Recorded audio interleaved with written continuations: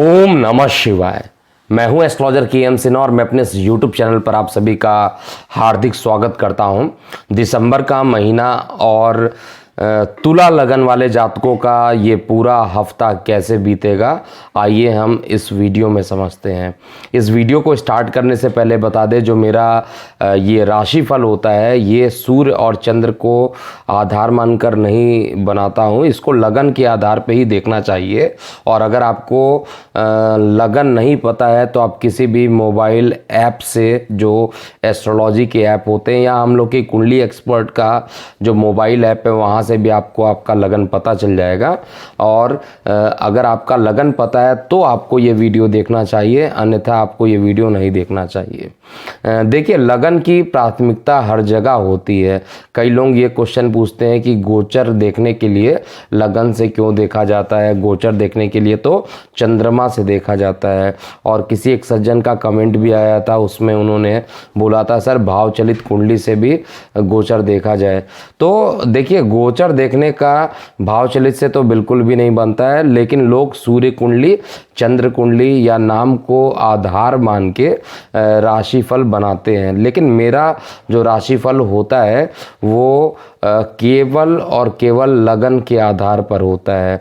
वृश्चिक ये तुला लगन में इस समय ग्रहों का राशि परिवर्तन किन किन भावों में होने वाला है, तो सबसे पहले बात करते हैं कि जो आपका जो आत्मकारक ग्रह है, जो आपके दशमेश हैं, एकादशेश हैं, उनका राशि परिवर्तन होगा। अर्थात सूर्य का राशि परिवर्तन होने वाला है 16 दिसंबर को। सूर्य की धनु संक्रांति ज़रूर होगी और ये 16 दिसंबर के बाद इसका क्या प्रभाव पड़ेगा। मंगल की राशि परिवर्तन 24 दिसंबर को होना है, तो इसका क्या प्रभाव पड़ेगा।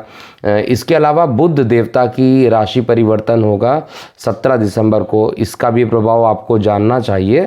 और शुक्र का राशि परिवर्तन 11 दिसंबर को होगा। तो इन सभी को संक्षेप में हम लोग यहाँ पर एनालिसिस करेंगे। संक्षेप में कहने का मतलब है कि पूरे एक एक पार्ट को हम एनालिसिस तो कर रहे हैं, लेकिन हम उसको पॉइंट टू पॉइंट एनालिसिस करेंगे। वीडियो लंबा ज़रूर होगा, क्योंकि आप 9 ग्रहों का एनालिसिस करेंगे और 12 भाव का एनालिसिस करेंगे, तो थोड़ा वीडियो का ड्यूरेशन लंबा होगा। स्किप मत कीजिएगा, पूरे वीडियो को देखिएगा तो आपको ये समझ में आएगा। तो इसके अलावा 3 तारीख को यहाँ पर संकष्टी चतुर्थी मनाई जाएगी, जो कि गणेश जी के लिए गणेश जी की आराधना की जाती है, हनुमान जी की आराधना की जाती है। गणेश चतुर्थी तो वैसे भी आप सभी लोग जानते होंगे। तो यहाँ संकष्टी चतुर्थी, नाम से स्पष्ट है कि संकट को हरने वाला चतुर्थी। तो यहाँ पर गणेश जी की आराधना कीजिए, संकट मोचन हनुमान जी आपकी सहायता यहाँ पर करेंगे और आपके संकटों को हरेंगे। सूर्य उदय से लेकर चंद्र उदय तक का जो समय रहेगा, इसमें आपको ज़रूर व्रत रखना चाहिए।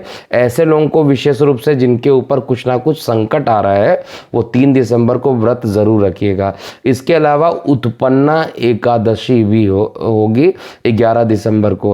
ये उत्पन्ना एकादशी क्यों मनाया जाता है, आपको पता होगा कि भगवान विष्णु की ही एक शक्ति है जिन्होंने मूर नाम के राक्षस का वध किया था। तो उत्पन्ना मतलब उत्पन्न हुई, एकादशी मतलब एकादशी वाले दिन में उत्पन्न हुई।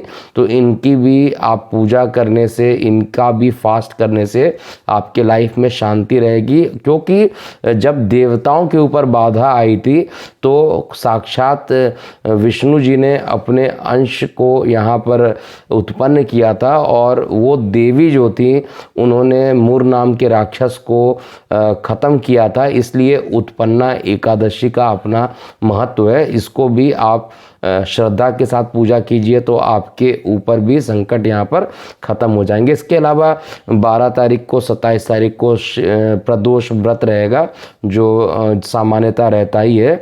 तो ये था किस समय कौन कौन से व्रत त्योहार पड़ेंगे, किन किन ग्रहों का राशि परिवर्तन होगा। अब हमें यहाँ पर एक चीज़ ज़रूर समझना चाहिए कि सर्वार्थ सिद्धि योग इस महीने किन किन दिनों में पड़ेगा। तो सर्वार्थ सिद्धि योग जो होगा 22 दिसंबर को होने वाला है, 24 दिसंबर को होने वाला, 28 दिसंबर को और 31 दिसंबर को होगा। सर्वार्थ सिद्धि योग नाम से क्लियर है, सभी प्रकार के सिद्धियों के लिए योग बना हुआ है। इसमें आप कोई भी काम करेंगे उसमें सफल होने की प्रोबेबिलिटी ज़्यादा बढ़ जाती है, इसलिए इसको सर्वार्थ सिद्धि योग कहा जाता है। अब एक एक ग्रहों का विश्लेषण करते हैं तुला लगन में। तो सबसे पहले आपके लग्नेश से स्टार्ट करते हैं। आपका जो लग्नेश है वो शुक्र ग्रह है और शुक्र ग्रह गोचर में 11 दिसंबर से पहले पहले आपके लगन में विराजमान रहेगा। मालव्य नाम का पंच महापुरुष योग बनाएगा और अत्यंत योग कारक। तो शुक्र का जो प्रभाव है वो पूरे महीने अच्छा परिणाम देगा। और जब ये अपना राशि परिवर्तन करेगा 11 दिसंबर को, ये द्वितीय भाव में चले जाएंगे आपके। और जब द्वितीय भाव में जाएंगे, धन के भाव में चला जाए। लग्नेश का धन के भाव में जाना अच्छा है, लेकिन कुछ 4-5 दिन ऐसा होगा जब राहु से भी इसकी दृष्टि, राहु की दृष्टि शुक्र पे पड़ेगी और साथ में सूर्य, केतु और बुध भी साथ हो जाएंगे। तो ये वो टाइम होगा जहाँ पर मानसिक पीड़ा भी उत्पन्न हो जाएगी और परिवार में कुछ परेशानियां अकस्मात आ सकती है। ये डेट 12 दिसंबर से लेकर 16 दिसंबर के बीच का डेट है, इसमें आपको सावधानी रखना चाहिए। और ये भी पता होना चाहिए 14 दिसंबर को इस साल का अंतिम सूर्य ग्रहण पड़ेगा, तो इसका भी आपको विशेष ध्यान देना पड़ेगा। इस पर मैं अलग वीडियो बनाऊंगा कि 24 दिसंबर के बाद आपको क्या करना, 14 दिसंबर को आपको क्या करना चाहिए उपाय। तो ओवरऑल शुक्र की जो पोजीशन है वो गोचर में आपको अच्छा फल दे रही है, केवल 4-5 दिन को छोड़ के। अब हम बात करते हैं बुध ग्रह को। देखिए बुध ग्रह जो होता है आपका अत्यंत योग कारक ग्रह माना जाता है, क्योंकि नवम त्रिकोण का मालिक है और द्वादश का मालिक है और खुद गोचर में धन स्थान पे चला गया, यानी भाग्य का मालिक धन में चला गया। भाग्य का मालिक धन में चला गया अर्थात आपको धन जो मिलेगा वो भाग्य से ज़रूर मिलेगा, लेकिन इसकी युति जो हो रही है केतु के साथ हो रही है, इसके ऊपर राहु की दृष्टि पड़ रही है। इस कारण से कुछ कठिनाइयों के बाद ही लेकिन आपको सफलता मिलेगी।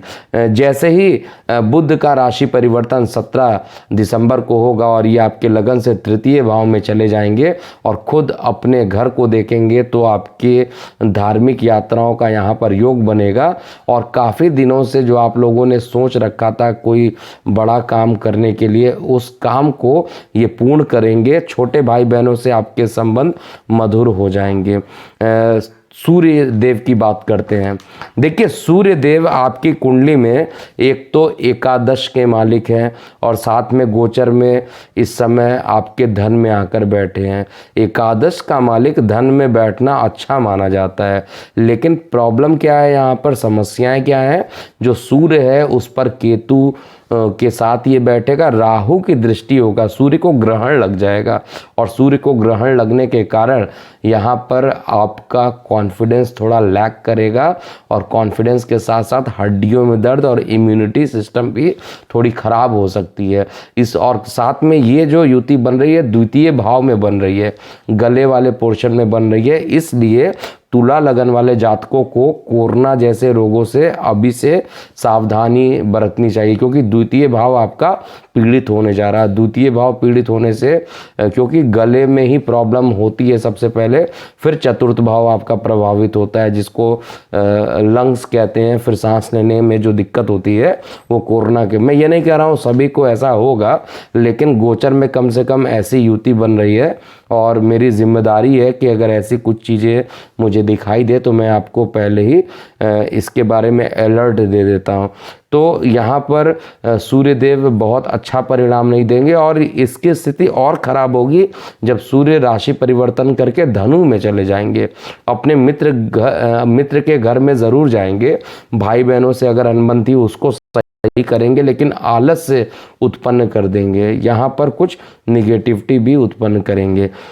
इसके बाद राहु केतु का राशि परिवर्तन ऑलरेडी एक बड़े वीडियो में आप लोगों के सामने प्रस्तुत कर चुका हूँ। तो गुरु, शनि और मंगल की स्थितियों को देखते हैं। देखिए, देवगुरु बृहस्पति इस समय नीच अवस्था में है और शनि के साथ युक्त है। शनि ने इनका नीच भंग किया है और इसकी उच्च दृष्टि आपके कर्म स्थान पर पड़ रही है। तो शनि ग्रह की दृष्टि भी सप्तम स्थान पे पड़ रही है, तो इसका कुछ संयुक्त फल भी आपको देखने को मिलेगा। कंस्ट्रक्शन से रिलेटेड अगर कोई काम करना चाहते हैं, प्रॉपर्टी में इन्वेस्टमेंट करना चाहते हैं, तो विलंब के साथ ये पूर्ण होने वाला है, पहली बात। दूसरा, नौकरी व्यवसाय के क्षेत्र में आप को अच्छे परिणाम भी देवगुरु बृहस्पति देंगे। रीजन क्या है? बृहस्पति की दृष्टि उच्च पड़ रही है। उच्च दृष्टि से देखेंगे तो निश्चित रूप से आपके जो दशम स्थान से संबंधित जितनी भी चीज़ें होती है, नौकरी व्यवसाय, इन सभी चीज़ों में आपको बढ़ोतरी भी ये करने वाले हैं। शनि की जो तीसरी दृष्टि है वो मंगल के साथ पड़ेगी और मंगल यहाँ पर एक अच्छा काम करेंगे। वैसे इस लगन की कुंडली में ये मारक बनते हैं, लेकिन 24 दिसंबर तक ये एक प्रकार से कहा जाए रोग स्थान पर बैठे हैं और ऊपर से शनिदेव की भी दृष्टि पड़ रही है, तो शत्रुओं का दमन हो जाएगा और शत्रुओं का दमन होने से मानसिक परेशानियां आपकी ख़त्म हो जाएगी। तो शनि की भी उपस्थिति जो है वो अच्छे जगह पर है और साथ में मंगल जहां बैठा है वो भी पोजीशन अच्छी है। शनि की जो 7वीं दृष्टि है उच्च दृष्टि से लगन को देखेगा, तो निश्चित रूप से पढ़ाई में सफलता आपको यहाँ पर दिलाएगा और साथ में जो कि मेडिकल से रिलेटेड छात्र हैं उनके लिए भी ये पूरा महीना लाभदायक सिद्ध होने वाला है। मंगल देव की बात करते हैं। देखिए, मंगल देव ऑलरेडी 6वें भाव में बैठे हैं, तो ऑलरेडी बता चुका हूँ 6वें भाव से रिलेटेड जो रोग ऋण है उसको ये खत्म करेंगे। चतुर्थ दृष्टि से ही अपने शत्रु क्षेत्र में बुध की राशि में जब ये देखेंगे तो यहाँ पर कैसा परिणाम देंगे? यहाँ पर पिता के स्वास्थ्य में प्रॉब्लम देंगे, क्योंकि रोग स्थान पे बैठ गए, पिता को देख रहे हैं, तो छोटी यात्राएं कराकर आपको थका देंगे और छोटी यात्राएं यहाँ पर सक्सेस भी नहीं होने वाली है।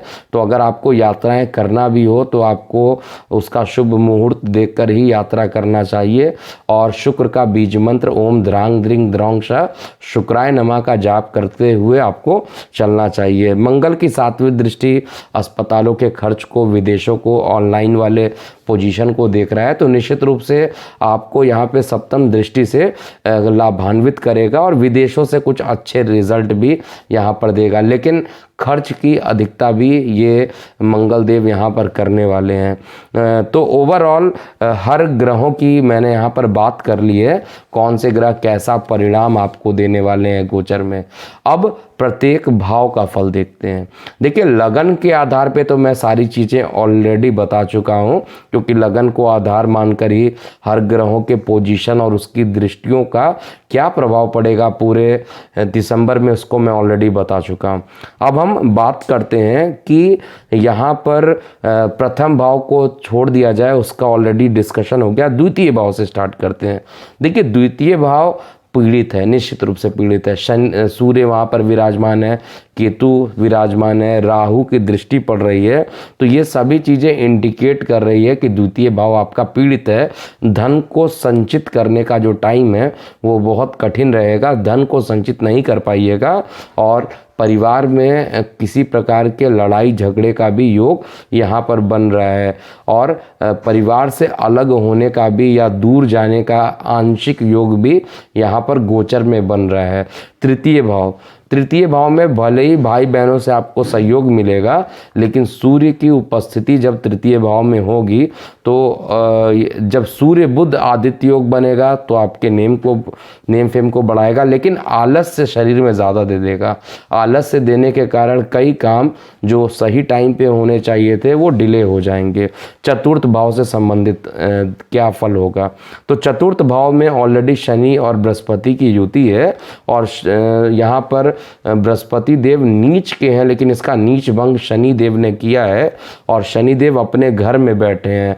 आपके लग्नेश के मित्र हैं, अत्यंत योग कारक, पंचम त्रिकोण चतुर्थ दोनों के मालिक और खुद सुख स्थान पर बैठे हुए हैं। तो यहाँ पर आपको हर टाइप के सुख यहाँ पर उत्पन्न करेंगे और यहाँ पर शिक्षा संबंधित भी सुख उत्पन्न करेंगे और प्रॉपर्टी से भी आपको लाभान्वित करेंगे, लेकिन डिले ज़रूर करेंगे क्योंकि शनि देव का स्वभाव होता है जहाँ बैठ जाते हैं उससे रिलेटेड फल में थोड़ा सा विलंब करा देते हैं। पंचम भाव की बात करते हैं।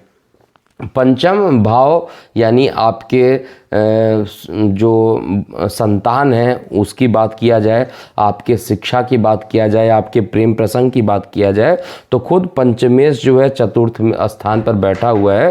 तो ये भी एक लगन ऐसा बन रहा है जिसमें 24 दिसंबर के बाद प्रेम के संबंध ज़्यादा तेज़ी से बढ़ेंगे और ये काफ़ी दिनों तक ये प्रेम संबंध बना रहेगा। विद्यार्थी वर्गों को अगर प्रतियोगी परीक्षाओं में सफल होना है तो 24 दिसंबर से पहले तक का जो टाइम है इसमें आपको पूरा प्रिपरेशन करके रख लेना चाहिए। 24 दिसंबर के बाद जैसे ही मंगल का राशि परिवर्तन होकर, मारक प्लैनेट आपका है और वो राशि परिवर्तन करेगा, सप्तम में जाएगा, फिर आपके लिए प्रतियोगी परीक्षाओं को उत्तीर्ण करना थोड़ा कठिन बना देगा। उधर संबंधित हल्की समस्याएं भी इस हफ्ते आपको, इस महीने आपको देखने को मिलेगी। छठवें भाव से संबंधित फल देखिए, छठवें भाव में ऑलरेडी मंगल बैठा है, उस पर शनि की दृष्टि है, तो छठवें भाव से आपके रोग कम होंगे, ऋण कम होंगे, शत्रु कम होंगे। तो हर तरीके की चीज़ें आपके लिए देखा जाए तो फेवरेबल ही निकल के आ रही हैं, तो आपको लाभान्वित ज़रूर यहाँ पर करने वाला है। सप्तम स्थान, सप्तम स्थान का मालिक खुद विदेश को देख रहा है, द्वादश स्थान को देख रहा है और चतुर्थ दृष्टि रोग स्थान पर बैठ के पिता को देख रहा है और साथ में इसकी अष्टम दृष्टि आपके लगन पे पड़ रही। तो कुल मिलाकर सप्तम स्थान दूषित है। सप्तम स्थान दूषित होने के कारण वैवाहिक जीवन में समस्याएं उत्पन्न होंगी और साथ में आपके जीवन साथी से वाद विवाद होने की भी संभावना यहाँ पर बनेगी। अब हम बात करते हैं अष्टम भाव। देखिए, अष्टम भाव में जब तक राहु उपस्थित है तब तक शेयर, सट्टा, लॉटरी, अकस्मात पैतृक संपत्ति मिलना, ये सभी चीज़ें पॉजिटिव रहेंगी और अष्टम भाव से रिलेटेड आपको अच्छे परिणाम ज़रूर यहाँ पर देखने को मिलेंगे। नवम भाव, नवम भाव जिसे हम भाग्य का भाव कहते हैं, छोटी मोटी यात्राओं को हम यहाँ पर चेक करते हैं तो इसका जो मालिक है वो बुध देव हैं, जो आपके अत्यंत योग कारक हैं।